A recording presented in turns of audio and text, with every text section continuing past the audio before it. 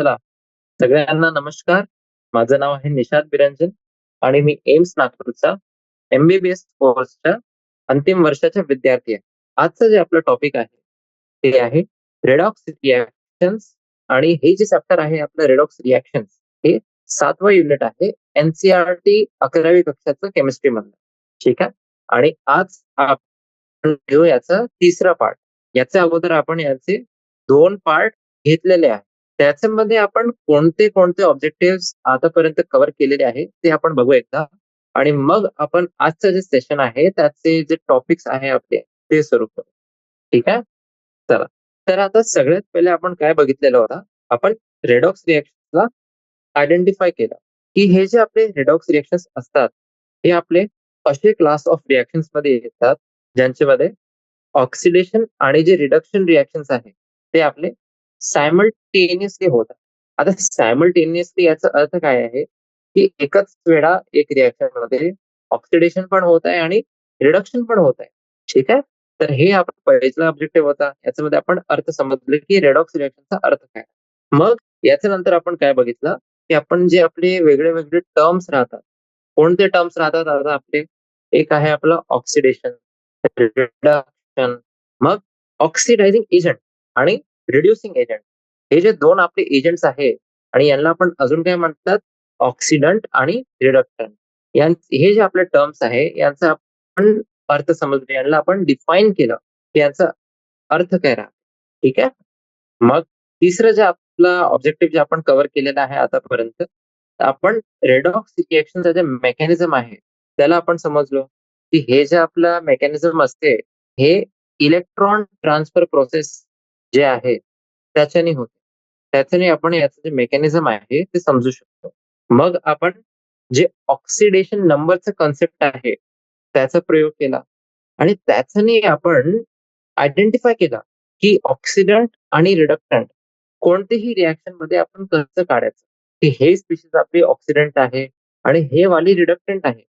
ते कसं माहिती करायचं ते आपण हे जे ऑक्सिडेशन नंबरचा कन्सेप्ट आहे त्याच्याने आपण समजलेलो आहोत.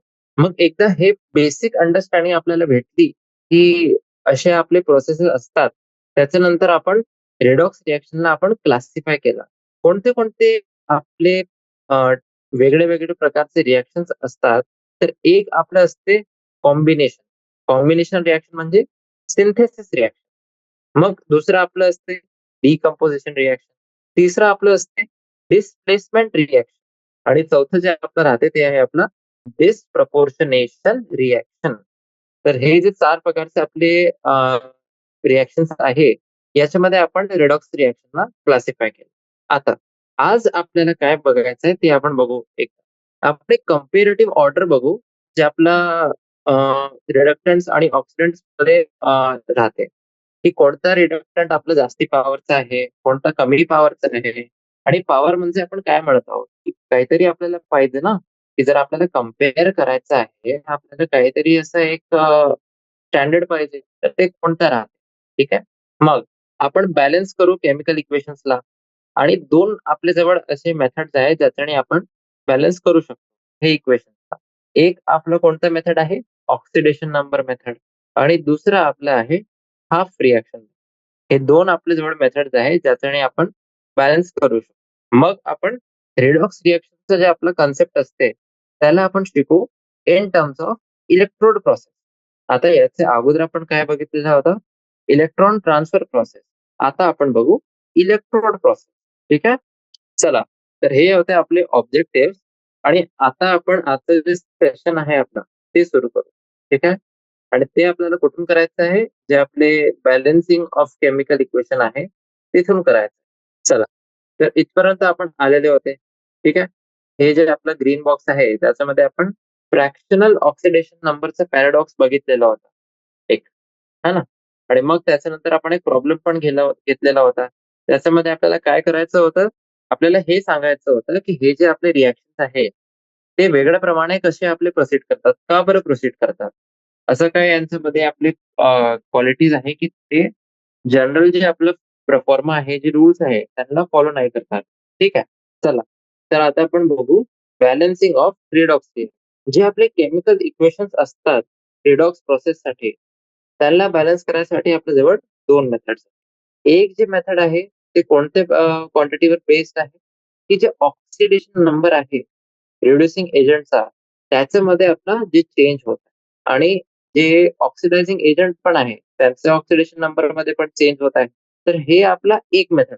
दुसरं जे मेथड आहे ते आपलं बेस्ड आहे रेडॉक्स रिॲक्शनला आपण दोन हाफ रिॲक्शन्स मध्ये आपण स्प्लिट करू.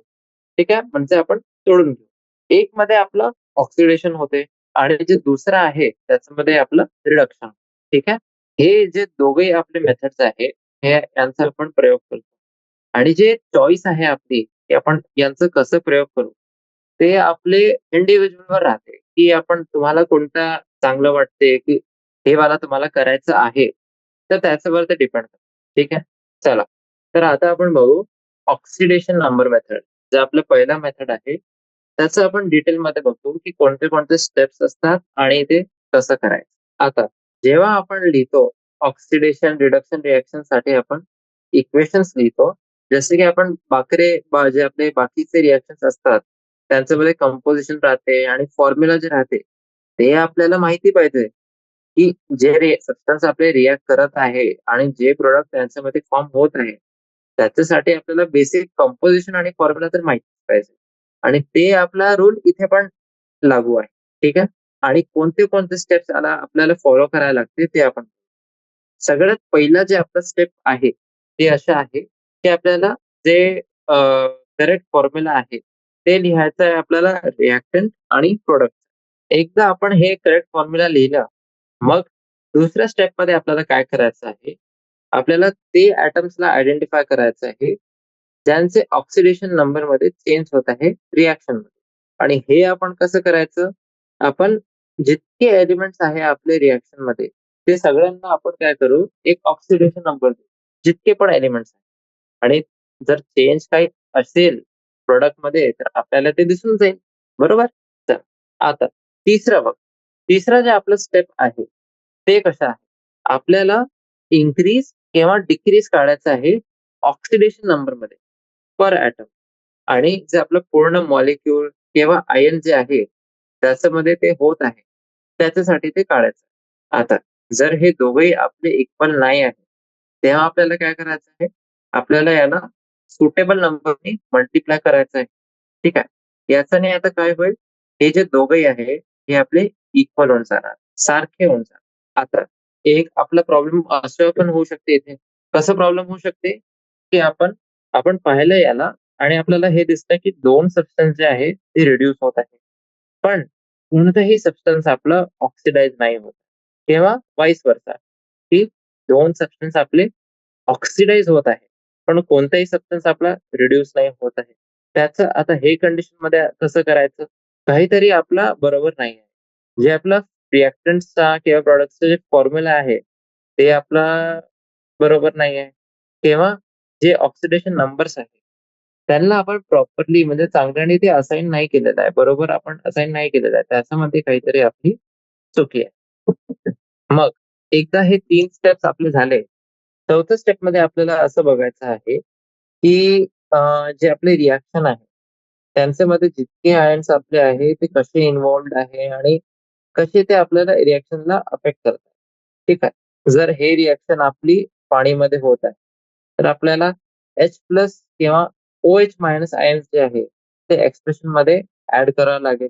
अप्रोप्रिएट साइड म्हणजे बरोबर ती साइड आपल्याला पाहावी लागेल, की कुठे आपल्याला ॲड करायचं. आणि याच्याने काय होईल, जे आपला टोटल आयनिक चार्ज आहे, रिएक्टंट्स आणि प्रॉडक्ट्सचा ते आपला इक्वल होऊन जाईल. ठीक आहे. आता हे कसं डिसाईड करायचं, की आपल्याला H+ टाकायचं आहे की OH-? हे असं नाही की तुमच्या मर्जीवर राहते. तुम्हाला वाटलं की H+ ॲड करायचं आहे, तर H+ तुम्ही ॲड केले. मग OH- करायचं आहे, तर OH- ॲड केले. असं नाहीये. जर रिएक्शन आपली ॲसिडिक सोल्युशनमध्ये होत आहे, तेव्हा आपल्याला H+ आयन्सचा प्रयोग करायचा आहे इक्वेशनमध्ये. जर बेसिक सोल्युशनमध्ये होत आहे, तेव्हा OH- आयनचा प्रयोग करायचा. ठीक आहे. आता 5वा स्टेप बघा. जे आपले नंबर ऑफ हायड्रोजन ॲटम्स आहे एक्सप्रेशनमध्ये दोघही साइडमध्ये, त्यांना आपल्याला सारखं करायचं आहे. आणि हे जे हायड्रोजन ॲटम्स आहे, यांचा नंबर आपण कसं इक्वल करू? आपण वॉटर मॉलिक्युल्स ऍड करूयात. ठीक आहे. जे रिॲक्टंट्स आहे किंवा प्रोडक्ट्स आहे त्यांच्यामध्ये आपण वॉटर मॉलिक्युल्सला ऍड करू. आता आपल्याला ऑक्सिजन ॲटम्सचे जे नंबर आहे ते पण चेक करायचे. जर आपले सिमिलर नंबर आपले आहे ऑक्सिजन ॲटम्सचे रिॲक्टंट्स मध्ये पण आणि प्रोडक्ट्स मध्ये पण, तेव्हा हे जे इक्वेशन आहे हे आपली बॅलन्स्ड रिडॉक्स रिॲक्शन. ठीक आहे. म्हणजे दोघेही आपल्याला बघायचं आहे, असं नाही की फक्त एकच बघू शकता. जे आपले हायड्रोजन ॲटम्स आहेत ते पण आणि OH मायनस जे आहे ते पण, दोघांनाच आपल्याला बघायचं आहे. ठीक आहे. आता जितके हे स्टेप्स आपण आता बघितले हे आपण थिअरिटिकल पॉइंट ऑफ व्ह्यूने बघितलेलं आहे. आता यांना आपण कसं अप्लाय करायचं ते पण आपण बघूया. हे बघा, इथे आपली एक प्रॉब्लेम आहे आपल्याजवळ 7.8.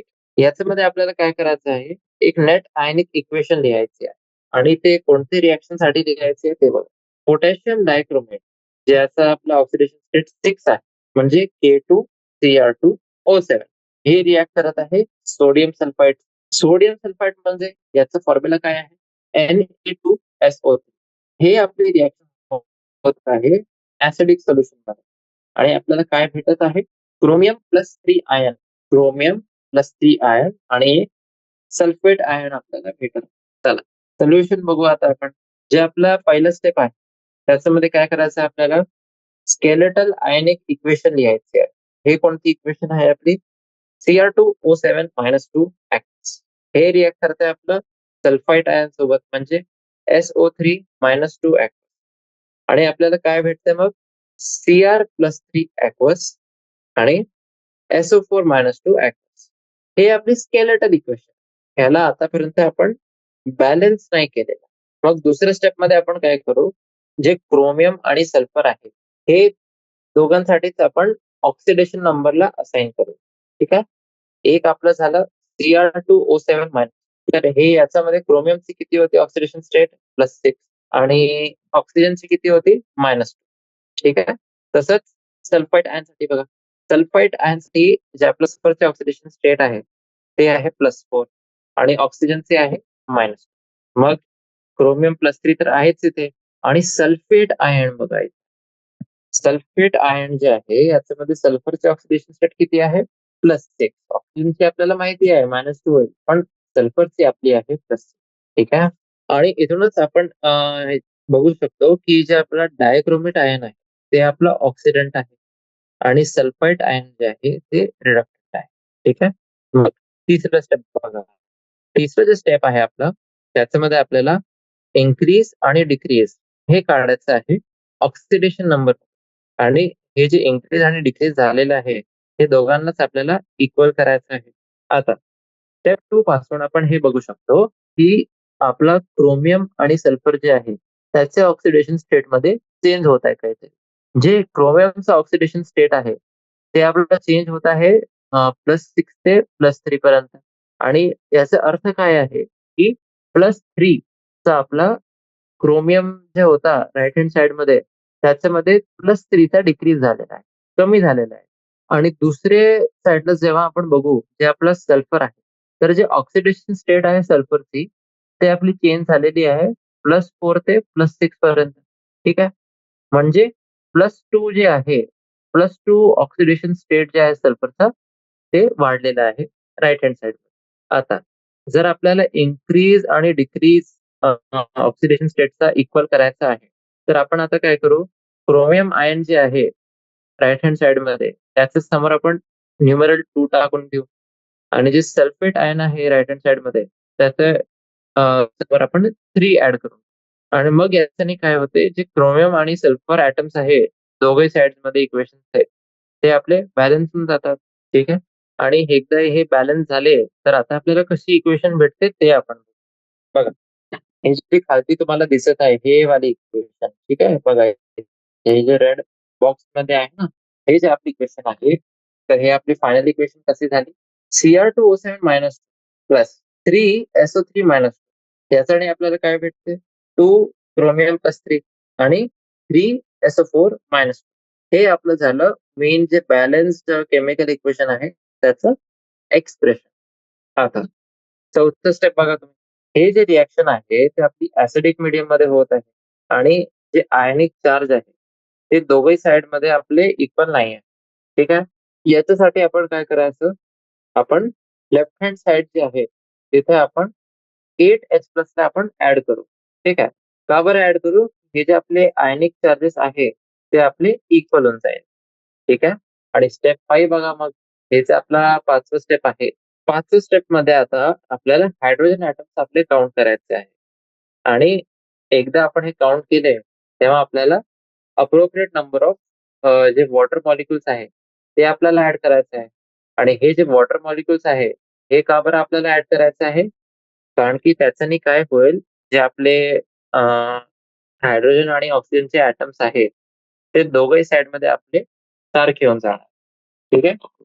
म्हणजे आता आपली जी फायनल जे इक्वेशन बनली ते इथे आहे. ते मी आता जे येलो आपला हायलायटर आहे त्याच्याने मी हायलाइट करून देतोय. ठीक आहे. हे बघा इथे. हे येलो मध्ये, ऑरेंज मध्ये इथे तुम्ही बघू शकता. रेड जे आपला असं आहे. तर Cr2O7-2 aqueous ते आपला रिएक्ट करते 3 मॉलिक्यूल SO3-2 सोबत. आणि 8H+ आयन्स पण आहे जे स्पेस मध्ये आहे. याच्याने आपल्याला काय भेटत आहे? 2 मॉलिक्युल्स आपल्याला भेटत आहे क्रोमियम+3 चे. ठीक आहे. आणि मग हे जे क्रोमियम+3 चे 2 आपल्याला भेटले, मग याच्याने आपण 3 मॉलिक्युल्स जे सल्फेट आयनचे आहेत ते पण आपण घेऊ आणि जे 4 मॉलिक्युल्स आपले वॉटरचे आहेत ते पण आपल्याला भेटत आहे प्रॉडक्ट. ठीक आहे. तर हे आपला असं आपला प्रोसेस व्हायला पाहिजे, जे आपला काय म्हणतात आपण त्याला, की जे आपला अप्रोच राहते ते असं व्हायला पाहिजे. कोणताही असं रिडॉक्स इक्वेशनला बॅलन्स करायचं. आता याच्यानंतर बघा अजून एक प्रॉब्लेम आपण, हे प्रॉब्लेम 7.9. प्रॉब्लेम 7.9 मध्ये आपल्याला दिलेला आहे की परमँगनेट आयन. परमँगनेट आयन जे आहे ते रिॲक्ट करते ब्रोमाइड सोबत. ब्रोमाइड आयन जे आहे त्याच्याने ते रिॲक्ट करते बेसिक मीडियम मध्ये. आणि आपल्याला काय भेटत आहे? मॅंगनीज डायऑक्साइड आणि ब्रोमेट आयन. मॅंगनीज डायऑक्साइड आणि ब्रोमेट आयन. आपल्याला हे रिॲक्शन साठी बॅलन्स्ड आयनिक इक्वेशन लिहायची आहे. आता ते कसं लिहू आपण बघायचं. पहिलं जे आपलं स्टेप आहे त्याच्यामध्ये आपल्याला स्केलेटल जे आयनिक इक्वेशन आहे ते लिहायचे आहे. ते इक्वेशन आपली कशी आहे? MnO4- aqueous स्टेट मध्ये ते रिॲक्ट करते ब्रोमाइड आयन सोबत, म्हणजे Br- aqueous. आणि जे आपलं प्रोडक्ट्स आहे ते प्रोडक्ट्स कोणते कोणते आहे आपले? MnO2 सॉलिड आणि BrO3- aqueous स्टेट. हे आपले झाले स्केलेटल आयनिक इक्वेशन. आता दुसरं आपला बघा, जे स्टेप 2 आहे. स्टेप 2 मध्ये तुम्हाला काय करायचं आहे? ऑक्सिडेशन नंबर्स जे आहे ते असाइन करायचे आहे. मॅंगनीज आणि क्रोमियम साठी MnO4- मध्ये मॅंगनीजचं जे ऑक्सिडेशन स्टेट आहे ते आपलं आहे +7 आणि ब्रोमाइडचं आहे आपलं -1. तसंच आता बघा तुम्ही, MnO2 जे आहे, MnO2 मध्ये आपलं ऑक्सिडेशन स्टेट आहे +4 आणि BrO3- याच्यामध्ये आपलं ऑक्सिडेशन स्टेट आहे +5. किती आहे? +5. आता हे आपलं जितकं आपले रिएक्शन मध्ये आपण ऑक्सिडेशन स्टेट बघितलेलं आहे ॲटम्सचा, त्याच्यामध्ये आपलं हे काय इंडिकेट करतंय आता आपल्याला? हे जे परमॅंगनेट आयन आहे, ते परमॅंगनेट आयन आपलं ऑक्सिडंट आहे. आणि जे आपलं ऑक्सिडंट परमॅंगनेट आयन झाला, तर आता रिडक्टंट कोणता होईल? रिडक्टंट जे आपलं आहे ते आपलं आहे ब्रोमाइड आहे. ठीक आहे. आता एवढं माहिती पडलं आपल्याला की ऑक्सिडंट कोणता आहे आणि रिडक्टंट आपला कोणता आहे. ठीक आहे. मग नेक्स्ट आपली जी स्टेप आहे त्याच्यामध्ये आपल्याला काय करायचं आहे? इन्क्रीज आणि डिक्रीज जे आहे ऑक्सिडेशन नंबर मध्ये ते आपल्याला कॅल्क्युलेट करायचं. ठीक आहे. आणि हे जे इन्क्रीज आणि डिक्रीज आहे त्यांना आपल्याला इक्वल पण करायला लागेल. त्याच्यासाठी काय करू आपण? जे न्यूमरल्स आहेत, ते आपले स्टोइशियोमेट्रिक कोएफिशियंट आपल्याला समोर ऍड करायचे आहे ते आपण ऍड करू. जसं तुम्ही बघू शकता की MnO4- जे आहे त्याच्या समोर आपण 2 टाकलेलं आहे. मग MnO2 जे आहे त्याच्या समोर पण आपलं 2च आहे. ठीक आहे. तर याच्याने आता आपल्याला काय झालेलं आहे, ते जे इन्क्रीज आणि डिक्रीज आहे ऑक्सिडेशन नंबर मध्ये ते आपलं इक्वल झालेलं आहे. मग हे जे रिएक्शन आहे आपली बेसिक मीडियम मध्ये होत आहे. तर बेसिक मीडियम मध्ये हे रिएक्शन होत आहे. तर आयनिक चार्जेस जे आहे आपले ते पण आपले इक्वल नाही आहे दोघे साइडवर. तर आपण काय करू आता? दोन OH मायनस आयन्स जे आहे ते राईट हँड साइड मध्ये आपण ऍड करू. हे का बरं आपण ऍड करू, की जे आपले आयनिक चार्जेस आहे ते आपले इक्वल होऊन जाईल याच्याने. तर हे आपण ऍड केला तर हे आपण इक्वेशन मध्ये आपण बघू शकतो राईट हँड साइड मध्ये. ठीक आहे. मग स्टेप 5 बघा. स्टेप 5 मध्ये आपल्याला फायनली करायचं आहे, जे हायड्रोजन ॲटम्स आहेत त्यांना आपल्याला काउंट करायचं आहे आणि ते दोघांना आपण इक्वल करण्यासाठी जे appropriate number of water molecules आहेत ते आपल्याला लेफ्ट हँड साइड मध्ये ऍड करायचं. म्हणजे याच्याने आपलं काय होईल, जे रेडॉक्स चेंज आहे ते आपलं बॅलन्स होऊन जाईल. ठीक आहे.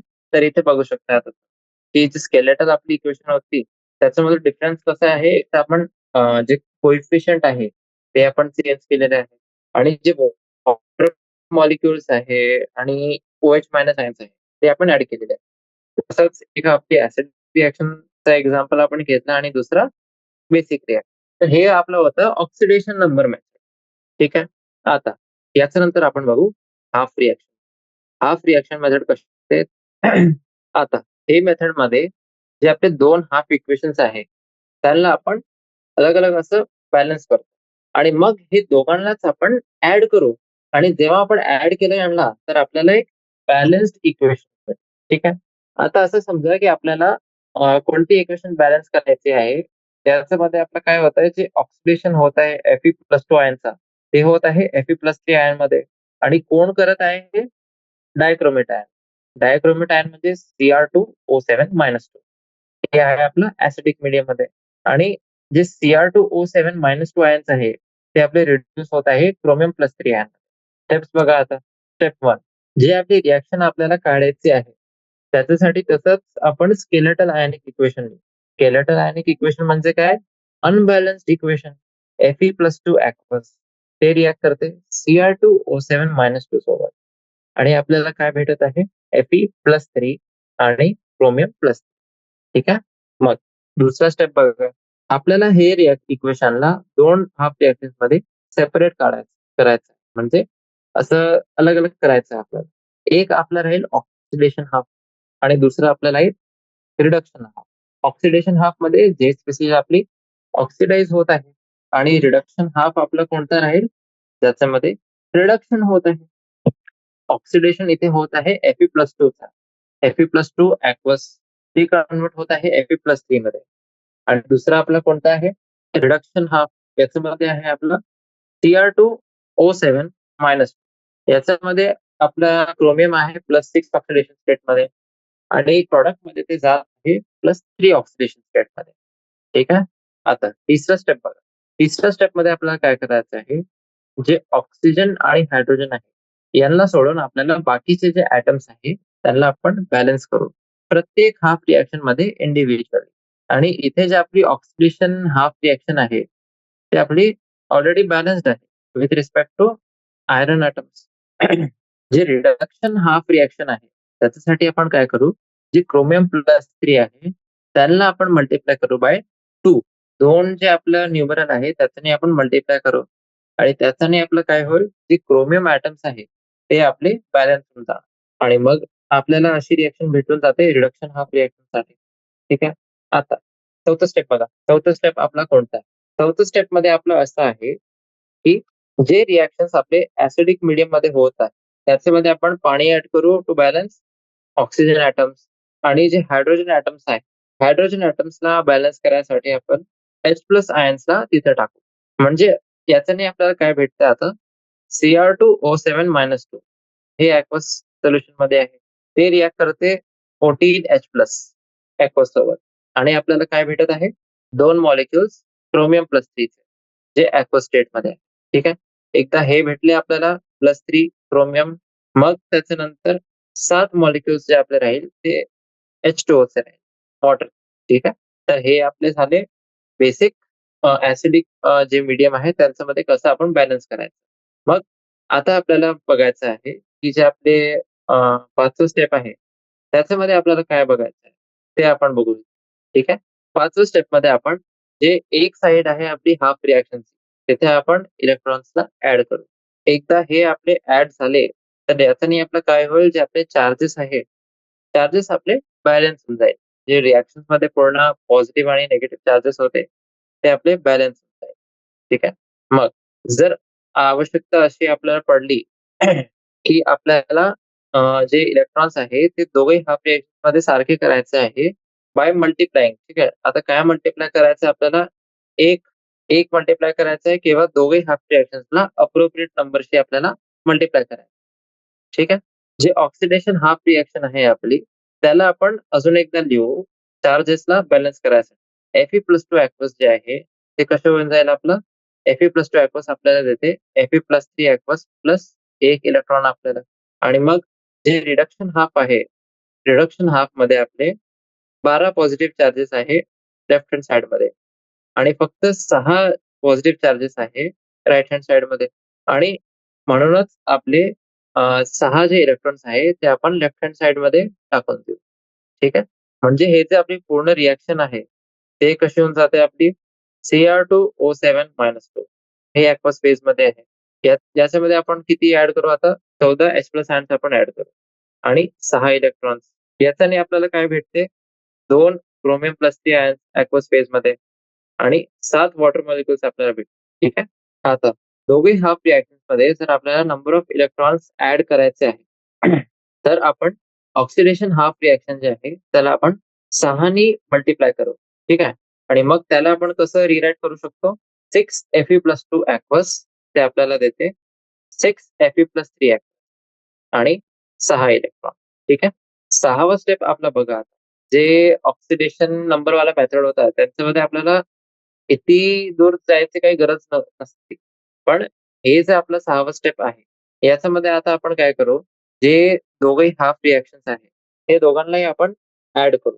याच्याने काय होईल आपल्याला जे पूर्ण रिएक्शन आहे, ओव्हरऑल रिएक्शन आपली ते भेटून जाईल आणि जे इलेक्ट्रॉन्स आहे प्रत्येक साइडमध्ये त्यांना आपण कॅन्सल करू. आता याच्याने आपल्याला बघा की जी नेट आयनिक इक्वेशन होती, ती कशी भेटते आपल्याला? जे 2 हाफ रिएक्शन होते, त्यांना आपण ऍड केलं आहे. H+ आयन्स टाकलेले आहे, इलेक्ट्रॉन्स पण टाकलेले बॅलन्स केलेले आहे. तर आपली रिएक्शन अशी होऊन जाते 6 Fe+2 aqueous plus Cr2O7-2 plus 14 H+ aqueous. याच्याने आपल्याला काय भेटते? 6 Fe+3 aqueous plus 2 chromium plus 3 aqueous आणि 7 वॉटर मॉलिक्युल. ठीक आहे. हे आहे आपली लिक्विड स्टेट. आता 7वा स्टेप बघायचा. आपल्याला हे व्हेरिफाय करायचं आहे की हे जे इक्वेशन आहे यांच्यामध्ये सारखे प्रकारचे आपले ऍटम्स असतात. सारखे प्रकारचे आणि जे नंबर आहे ऍटम्सचा ते पण आपलं सेम आहे. आणि जे दोघही साइड्स आहे इक्वेशन्स आहे त्यांच्यामध्ये आपले जे चार्जेस आहे ते पण आपले सेम आहे. आता हे जे आपला लास्ट स्टेप आहे हे आपलं काय रिव्हील करते इथे की जे इक्वेशन आहे आपली ते आपली फुल्ली बॅलन्स्ड आहे विथ रिस्पेक्ट टू की जे नंबर ऑफ ऍटम्स आहे ते किती आहे आणि जे चार्जेस आहे ते किती. ठीक आहे.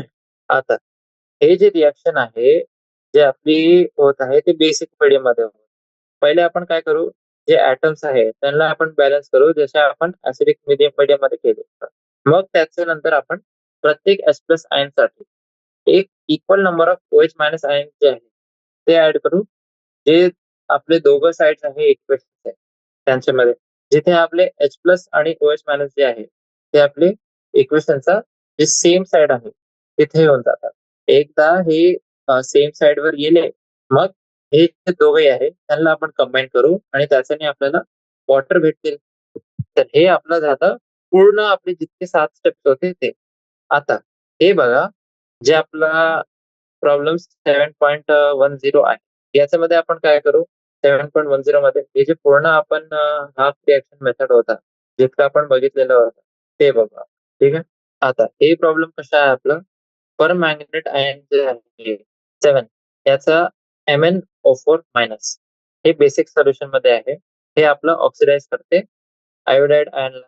I- जे आहे त्याला ऑक्सिडाइज करते टू प्रोड्यूस मॉलिक्युलर आयोडीन आणि मॅंगनीज ऑक्साईड. मॅंगनीज ऑक्साईड म्हणजे हे आपलं आहे 4th ऑक्सिडेशन स्टेट मध्ये MnO2 मध्ये. हे जे आपलं पूर्ण रेडॉक्स रिएक्शन आहे याला रिप्रेझेंट करायसाठी आपल्याला एक बॅलन्स आयनिक इक्वेशन लिहायची आहे. ठीक आहे. पहिलं स्टेप बघा. आपण काय करू? आपण सगळ्यात पहिले इथे एक बॅलन्स जे आपली स्केलेटल आयनिक इक्वेशन लिहू पाहिजे MnO4-. ते रिॲक्ट करते आय मायनस सोबत आणि आपल्याला काय देते MnO2 आणि आयोडीन. ठीक आहे. मग दुसरं जे आपलं स्टेप आहे त्याच्यामध्ये हे जे आपली दोन हाफ रिएक्शन आहे ते कोणती आहे? एक आहे आपला ऑक्सिडेशन हाफ आणि दुसरा आहे आपलं रिडक्शन. ऑक्सिडेशन हाफ मध्ये आय मायनस ते आपला ऑक्सिडाइज होत आहे आयोडीन मध्ये सॉलिड स्टेट मध्ये. मग जे रिडक्शन हाफ आहे रिडक्शन हाफ मध्ये MnO4 मायनस जे आहे आपला ते कन्वर्ट होत आहे MnO2 मध्ये. ठीक आहे. तिसरा स्टेप बघा आता. आयोडीन ऍटम्सला जर आपल्याला बॅलन्स करायचं आहे ऑक्सिडेशन हाफ रिएक्शन मध्ये आपण त्याला रिराईट करू. आणि कसं आपण रिराईट करू त्याला? दोन जे आपले आय मायनस आहे हे दोन आय मायनस कन्वर्ट होतात आयोडीन मध्ये म्हणजे I2 मध्ये. ठीक आहे. चौथा स्टेप बघा. जे आपले ऑक्सिजन ऍटम्स आहे यांना जर आपल्याला बॅलन्स करायचं आहे रिडक्शन हाफ रिएक्शन मध्ये तर हे आता करायसाठी आपण दोन वॉटर मॉलिक्युल जे आहे ते राईट हँड साइड मध्ये आपण ऍड करू. म्हणजे आता कसं होऊन जाते आपली रिएक्शन MnO4 मायनस ते कन्वर्ट होत आहे MnO2 सॉलिड आणि प्लस दोन मॉलिक्युल वॉटर. ठीक आहे. हायड्रोजन ऍटम्सला बॅलन्स करायसाठी आपण चार जे H प्लस आयन्स आहे त्यांना आपण लेफ्ट हँड साइड मध्ये टाकू MnO4 मायनस. आता हे जे आहे आपले रिॲक्ट करत आहे चार H प्लस सोबत आणि बाकीचे जे आपली रिॲक्शन आहे ते आपली सारखीच आहे. ठीक आहे. आणि हे जे रिॲक्शन आहे आपली ते बेसिक सोल्युशन मध्ये होत आहे. तर बेसिक सोल्युशन मध्ये हे होत आहे तेव्हा चार जे H प्लस आयन्स होते त्यांच्यासाठी आपण चार OH मायनस आयन्स पण ऍड करू दोघही साइड्स मध्ये. जे इक्वेशनचे दोघही साइड्स आहे तिथे आपण चार OH मायनस आयन्स पण ऍड करू इथे. आता रिॲक्शन जे आपली होती ते तशीच आहे फक्त जे चार OH मायनस आयन्स आहे ते आपण इथे टाकलेले आहे. ठीक आहे. मग आता आपण याच्यामध्ये काय करू जे H प्लस आणि OH मायनस आयन्स आहे ते त्यांना आपण रिप्लेस करू पाणी सोबत H2O सोबत. जे आपली रिझल्टंट इक्वेशन आहे ते कशी होऊन जाईल आता ते बघा इथे MnO4 मायनस aqueous ते आपलं रिॲक्ट करते दोन मॉलिक्युल्स वॉटर सोबत. याच्याने आपल्याला काय भेटते MnO2 सॉलिड आणि 4OH मायनस aqueous. मग पाचव्या स्टेप मध्ये आपल्याला काय करायचं आहे दोघेही जे आपले हाफ रिॲक्शन्स आहे त्यांचे जे चार्जेस आहे आपले त्यांना आपण बॅलन्स करू. आणि ते कसे करू आपण 2I मायनस ते कन्वर्ट होतात I2 प्लस दोन इलेक्ट्रॉन्स. मग MnO4 मायनस प्लस दोन मॉलिक्युल्स H2O चे याच्यामध्ये तीन इलेक्ट्रॉन्स आपले ऍड होत आहे आणि आपल्याला काय भेटते MnO2 solid plus 4OH minus. आता इलेक्ट्रॉन नंबर ऑफ इलेक्ट्रॉन्स जे आहे आपले त्यांना जर आपल्याला इक्वलाइज करायचं आहे आपण जे ऑक्सिडायझेशन हाफ रिॲक्शन आहे त्याला आपण 3 ने मल्टिप्लाय करू आणि जे रिडक्शन हाफ रिॲक्शन आहे त्याला आपण 2 ने मल्टिप्लाय करू. 6I मायनस कन्वर्ट होते आपला 3I2 आणि 6 इलेक्ट्रॉन मध्ये आणि 2 MnO4 मायनस जे आहे ते रिॲक्ट करतात आपले 4 वॉटर मॉलिक्युल्स आणि 6 इलेक्ट्रॉन सोबत. ठीक आहे. आणि याच्याने आपल्याला काय भेटते 2 MnO2 प्लस 8OH. सहावा स्टेप बघा आता. जे दोन आपले हाफ रिॲक्शन आहेत त्यांना आपण ऍड करू आणि आपल्याला कोणते कोणते नेट रिॲक्शन भेटणार आपण जे इलेक्ट्रॉन्स कॅन्सल केलेले आहे दोघे साइड्स मध्ये त्याच्यानंतर 6I minus plus 2MnO4 minus हे रिॲक्ट करतात 4 वॉटर मॉलिक्युल सोबत आणि मग 3I2 प्लस 2 MnO2 आणि 8 OH मायनस आयन्स येतात. ते बेसिक मीडियम मध्ये आहे. आता एक आपल्याला इथे फायनल व्हेरिफिकेशन बघायचं आहे. हे फायनल व्हेरिफिकेशन मध्ये आपण काय बघू शकतो की हे जे इक्वेशन आहे आपली ते आपली बॅलन्स्ड आहे इन रिस्पेक्ट ऑफ किती नंबर ऑफ ऍटम्स आणि जे चार्जेस आहे दोघे साइड मध्ये त्याच्याने इथे आपली बॅलन्स्ड आहे. ठीक आहे. चला तर हे आपले जे बॅलन्स करायचे होते आपले केमिकल इक्वेशन जे दोन मेथड होते आपले ऑक्सिडेशन नंबर मेथड आणि हाफ रिॲक्शन मेथड हे दोघे मेथड आपण आता इथे यांना बॅलन्स केलेला आहे. आता नेक्स्ट जे आपलं टॉपिक राहील ते आपलं आहे redox reactions as the basis for titration. ही जे टायट्रेशन आपले असतात त्यांच्यासाठी आपण रेडॉक्स रिॲक्शनचा कसं प्रयोग. आता जे आपले ऍसिड बेस सिस्टम असतात त्यांच्यामध्ये आपलं एक टायट्रेशन मेथड असते. टायट्रेशन मेथड म्हणजे काय आपण एक जे आपलं सोल्युशन आहे त्याची स्ट्रेंथ आपण काढू कम्पेअर टू जे आपलं दुसरं सोल्युशन आहे आणि त्याच्यासाठी आपण काय करू एक पीएच सेन्सिटिव्ह इंडिकेटर असतं हे पीएच सेन्सिटिव्ह जे आपले इंडिकेटर आहे त्याचा आपण उपयोग. तसंच रेडॉक्स सिस्टम मध्ये जे टायट्रेशन मेथड आहे ते आपण त्याला अडॉप्ट करू शकतो. काय डिटरमाइन करायसाठी की एक आपलं रिडक्टंट जे आहे आणि ऑक्सिडंट जे आहे हे दोघांचे आपले स्ट्रेंथला डिटरमाइन करायचं. ठीक आहे. आणि याच्यासाठी आपलं जे इंडिकेटर असते ते आपले रेडॉक्स सेन्सिटिव्ह इंडिकेटर. आता कोणते कोणते आपले इंडिकेटर असतात रेडॉक्स टायट्रेशन मध्ये ते आपले आता खालती आपण बघू. एक आपली सिच्युएशन अशी असते की जे रिएजंट आहे आपला ते आपलं इंटेन्सिटी कलर्ड आहे, म्हणजे पर मॅग्नेट आयन जे आपलं MnO4 मायनस. इथे आपलं जे परमॅग्नेट आयन आहे ते आपलं सेल्फ इंडिकेटर सारखं ते काम करते. जे विजिबल एंड पॉइंट आहे ह्या केसमध्ये ते कशा अचीव होते आपलं, जे आखरी आपला रिडक्टंट होता Fe+2 किंवा C2O4-, ते जेव्हा आपलं ऑक्सिडाइज होत आहे आणि जे फर्स्ट लास्टिंग टिंज आहे पिंक कलरचा ते आपलं येते MnO4 चे कॉन्सन्ट्रेशन मध्ये. आणि ते किती कमी कॉन्सन्ट्रेशन मध्ये येते 10⁻⁻6 मोल पर डेसिमीटर.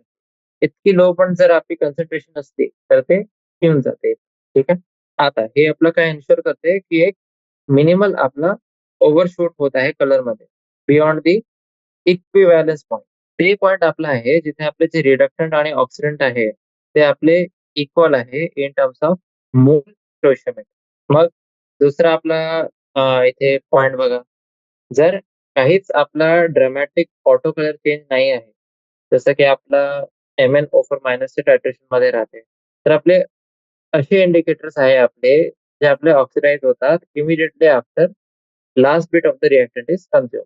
आणि याच्याने काय होतं आपलं एक ड्रामॅटिक जे कलर चेंज आहे ते येते. आता याचं आपलं जे सगळ्यात चांगलं जे बेस्ट एक्झाम्पल आहे ते आहे Cr2O7-2 जे आपला एक सेल्फ इंडिकेटर नाही आहे, पण ते आपला इंडिकेटर सबस्टन्स जे आहे त्याला ते ऑक्सिडाइज करते डायफिनाइल अमीन. आणि हे केव्हा करते ते जे इक्विव्हॅलन्स पॉइंट आहे त्याचं जस्ट नंतर करते. आणि त्याच्याने आपलं एक इंटेन्स जे ब्लू कलर आहे ते आपलं प्रोड्यूस होते. आणि त्याच्याने आपल्याला असं माहिती पडते की हे आपला एंड पॉइंट आहे. ठीक आहे. तर हे होतं आपलं दुसरं जे आपण एक्झाम्पल बघतो टायट्रेशन साठी. मग तिसरा एक एक्झाम्पल बघायचं. हे मेथड आपलं खूपच असं इंटरेस्टिंग आहे आणि आपलं कॉमन पण आहे, म्हणजे आपण बघू शकतो आपल्या आजूबाजूला. आणि याचा प्रयोग आपण तेव्हा तिथेच करतो म्हणजे ते रिएजंट्स मध्ये जे आपले आयोडाइड आयन जे आहे त्यांना ऑक्सिडाइज करू शकतात. म्हणजे कॉपर+2 दोन मॉलिक्यूल कॉपर+2 से रिएक्ट करतात 4 मॉलिक्यूल्स आयोडाइड सोबत. आणि आपल्याला काय भेटते CO2I2 आणि I2. हे जे आपलं मेथड आहे हे वाले फॅक्टनी याच्यावर ते रिलाय करते की जे आपला आयोडीन आहे ते आपलं स्वतःच एक इंटेन्स ब्लू कलर देते चार्ज सोबत. आणि त्याचे एक फक्त खूप स्पेसिफिक रिएक्शन आहे थायोसल्फेट आयन, म्हणजे S2O3-. आणि हे जे रिएक्शन आहे हे पण आपली एक रिडॉक्स रिएक्शनच आहे. जे आयोडीन आहे aqueous ते रिॲक्ट करते दोन मॉलिक्युल्स S2O3-2 सोबत. आणि आपल्याला काय भेटते दोन मॉलिक्युल्स आयोडाइडचे आणि S4O6-. आता आयोडीन जे आहे ते आपलं पाणीमध्ये इन्सॉल्युबल राहते, पण ते सोल्युशन मध्ये राहते जे सोल्युशन मध्ये आपलं पोटॅशियम आयोडाइड आहे त्याच्यामध्येच राहते. आणि हे जे आपलं सोल्युशन आहे त्याच्यामध्ये आपलं Ti3 फॉर्म मध्ये. जेव्हा आपण स्टार्च ऍड करू याच्यामध्ये आयोडीनच्या लिबरेशनच्या नंतर कॉपर+2 आयन्स जे आहे आयोडाइड आयन्स जे होते त्यांच्यामध्ये एक इंटेन्स ब्लू कलर येते. हे जे कलर आहे आपला हे आपलं चाललं जाते जेव्हा आपण आयोडीन कन्झ्युम होत आहे थायोसल्फेट आयन्स. म्हणजे जे आपलं एंड पॉइंट आहे ते आपण ट्रॅक करू शकतो. खूपच सोपं आहे. आणि जे बाकीचं आहे ते फक्त स्टॉइशियोमेट्रिक कॅल्क्युलेशन. आता आपण बघू जे आपण ऑक्सिडेशन नंबरचा कॉन्सेप्ट इथे पाहिलेला होता त्याचे आपले कोणते कोणते लिमिटेशन राहतात ते आपल्याला आता बघायचं. हे वरचं जे डिस्कशन होत आहे त्याच्यामध्ये आपण हे बघितलेलं आहे की जे रेडॉक्स प्रोसेसचे कन्सेप्ट आहे ते टाइम सोबत आपण इव्हॉल्व्ह झालेले आहे. हे जे आपला पूर्ण प्रोसेस आहे एव्होल्युशनचा ते आपला कंटिन्युइंग आहे. ऑक्सिडेशन प्रोसेस जे आहे त्याला आपण कसं पाहतो की एक डिक्रीज इन इलेक्ट्रॉन डेन्सिटी आणि रिडक्शन प्रोसेसमध्ये increase in electron density around the atom जे आपले रिएक्शन मध्ये इन्व्हॉल्व्ह आहे. आता जो आपला शेवटचा टॉपिक आहे हे चॅप्टरचा ते आपण सुरू करून घेऊ. ते पाहू आपण किती कंप्लीट करू शकतो आणि मग त्याच्यानंतर आपण बघू की नंतर आपल्याला काय बघायचं आहे. ठीक आहे. एक आहे आपलं रेडॉक्स प्रोसेस आणि इलेक्ट्रॉन प्रोसेस. बघा, जे आपण एक्सपेरिमेंट इथे बघितलेलं आहे, जे रिएक्शन 7.5 हे करस्पॉन्ड करते. तर हे जे आपलं एक्सपेरिमेंट आहे, ते आपण याच्याने पण बघू शकतो की जर झिंक रॉडला आपण कॉपर सल्फेट सोल्युशन मध्ये डिप केलेलं आहे. जे रिडॉक्स रिएक्शन आहे ते आपली होते आणि हे जे रिएक्शन जेव्हा पण आपली होत आहे झिंक आपला ऑक्सिडाइज होते झिंक आयन्स मध्ये आणि जे कॉपर आयन्स आहे ते आपले रिड्यूस होतात to metallic copper due to direct transfer of electrons zinc इथे होते जे मेटॅलिक आपला कॉपर आयन आहे त्याचं भाग. आता हे रिएक्शन मध्ये हीट आपली इव्हॉल्व्ह होत आहे म्हणजे एक्झोथर्मिक रिएक्शन आहे. ठीक आहे. आपण आता काय करू, हे जे आपला एक्सपेरिमेंट होता त्याला आपण मॉडिफाय करू अशा प्रकारे की हेच आपली जे सेम रिडॉक्स रिएक्शन आहे हे रिएक्शन मध्ये आपलं इलेक्ट्रॉनचं ट्रान्सफर आहे ते इनडायरेक्टली होतं. याच्याने आपलं काय होते, जे सेपरेशन आहे झिंक मेटलचा कॉपर सल्फेट सोल्युशन ते आपलं सेपरेशन होऊन जाते. ठीक आहे. आपण कॉपर सल्फेट सोल्युशन घेऊ एक बीकर मध्ये एकदा आपण ही कॉपर सल्फेट सोल्युशनला आपण घेतला बीकर मध्ये तेव्हा आपण एक कॉपर स्ट्रिप किंवा एक जे झिंकची रॉड आहे ते आपण घेऊ. झिंक सल्फेट सोल्युशन आपल्याला घ्यायचं आहे दुसऱ्या बीकर मध्ये आणि एक झिंक रॉड किंवा झिंकची जे स्ट्रिप आहे ते आपल्याला टाकायची आहे. झिंक सल्फेट सोल्युशन जेव्हा आपण घेतला, आता हे जे रिएक्शन आहे ते कोणताही बीकर तुम्ही बघा, ते आयदर बीकर मध्ये हे जे रिएक्शन आहे झिंक आणि कॉपर जे इंटरफेस आहे मेटल आणि त्याचे सॉल्ट सोल्युशन आहे प्रत्येक बीकर मध्ये रेड्युस्ड आणि ऑक्सिडाइज फॉर्म्स आहे. सेम स्पीशीज आहे आपली, ते रेड्युस्ड आणि ऑक्सिडाइज फॉर्म्स आहे ते दोघे स्पीशीजचे आपले इथे प्रेझेंट आहे. हे जे आपलं पूर्ण रिएक्शन होती कॉपर आणि झिंकची, हे आपले कोणत्या स्पीशीजला रिप्रेझेंट करतात, हे रिडक्शन आणि जे ऑक्सिडेशन हाफ रिएक्शन आहे त्यांच्यामध्ये हे आपले रिप्रेझेंट करतात आपल्याला. एक रेडॉक्स कपल जे आहे आपलं इथे, ते रेडॉक्स कपल आपण त्याला कसं आपण डिफाईन करू आता इथे, ते असं आपण डिफाईन करू की त्यांच्यामध्ये आपले ऑक्सिडाइज आणि रिड्यूस फॉर्मचे आहे कोणते सबस्टान्सचे ते दोघेही सोबतच आपले प्रेझेंट आहे. जे ऑक्सिडेशन आणि रिडक्शन हाफ रिएक्शन आहे त्यांच्यामध्ये आपले ते पार्ट घेत आहे दोघे. आता त्याला आपण कसं रिप्रेझेंट करायचं, याच्यासाठी आपण ऑक्सिडाइज फॉर्म जे आहे ते ऑक्सिडाइज फॉर्मला आपण सेपरेट करू रिड्यूस फॉर्म पासून. एक व्हर्टिकल लाईन किंवा एक स्लॅश आपण टाकू, जे आपला इंटरफेस होता ते इंटरफेस मध्ये आपण एक व्हर्टिकल लाईन आणि एक स्लॅश किंवा टाकू शकता. मग हे जे आपलं एक्सपेरिमेंट आहे त्याच्यामध्ये जर तुम्ही बघू शकता की दोन जे आपले रेडॉक्स कपल आहे त्यांना आपण कसं रिप्रेझेंट करतो, Zn+2 आणि झिंक आणि दुसरं आपलं आहे Cu+2 आणि कॉपर. दोघे केसमध्ये जे ऑक्सिडाइज फॉर्म आहे ते आपण रेड्यूस फॉर्मच्या अगोदर आपण टाकतो ऑक्सिडाइज फॉर्म. ठीक आहे. मग आपण काय करू, ते वाला बीकर ज्याच्यामध्ये आपला कॉपर सल्फेट सोल्युशन होता आणि ते बीकर ज्याच्यामध्ये झिंक सल्फेट सोल्युशन होता त्यांना आपण साइड बाय साइड ठेवून देऊ.